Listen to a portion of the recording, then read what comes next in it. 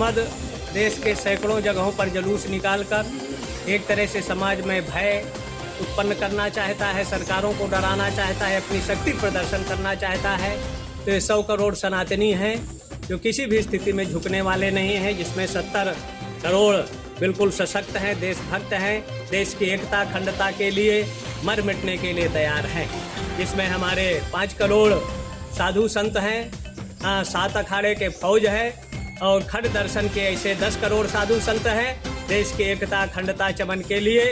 जैसे कभी भगत सिंह, राजगुरु, सुखदेव, सुभाष चंद्र, रानी लक्ष्मीबाई जैसे अनेक तत्या टोपे, शिवाजी देश की एकता अखंडता के लिए कार्य किया। वर्तमान में ऐसे सनातन धर्म की रक्षा सुरक्षा और कोई अराजकता उत्पन्न करना चाहता है, कानून हाथ में लेना चाहता है, बांग्लादेश, लंका या नेपाल का स्वप्न देखता है, वो किसी भी स्थिति में भारत में सफल नहीं होने दिया जाएगा। उनको रोका जाएगा, टोका जाएगा, नहीं समझेंगे तो उनको ठोक दिया जाएगा, जिससे भारत का अमन चैन सद्भाव बना रहे। गुरुजी, आई लव मोहम्मद के नाम पर कितनी बड़ी साजिश रची जा रही है इस देश में? ये जो अंदर बैठे हैं विधर्मी, उनके आका लोग, कुछ देश के कुछ बाहरी, उसमें अरबों रुपया खर्चा किया जा रहा है कि भारत में अस्थिरता पैदा करो, देश की संपत्ति को नष्ट करो।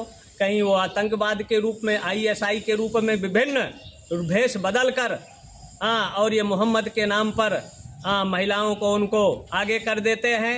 यतीम, अभी पिछले साल गुजरात के नवरात्रि में जो सूरत में दंगा हुआ, यतीम बच्चों को आगे किया गया, दंगा फसाद किया, और जब जांच हुआ तो उनके आका जो मौलाना है वही उसके पीछे आए।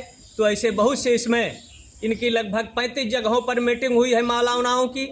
विदेशों से अरबों रुपया आ रहा है कि भारत सरकार को अस्थिर करो, हिंदुओं को अस्थिर करो, उनकी संपत्ति हड़पो, उनकी बहन बेटियों को 10 लाख इस देश की हिंदू बेटियों को बेचा जाता है, किडनैप किया जाता है, उनके अंगों को चीर कर बेचा जाता है। तो ये विशेष जांच का विषय है, और जांच के बाद जो आ जाए, पकड़ में आवे, तो उनकी संपत्ति, अभी जैसे गोड़ा में हुआ, उन्होंने धर्मांतरण के नाम पर अरबों का विदेशों से खेल हुआ, ऐसे इसके पीछे बहुत बड़ी साजिश है भारत को अस्थिर करने के लिए, चुनी हुई सरकारों को और इस देश के हिंदुओं को बांटने के लिए।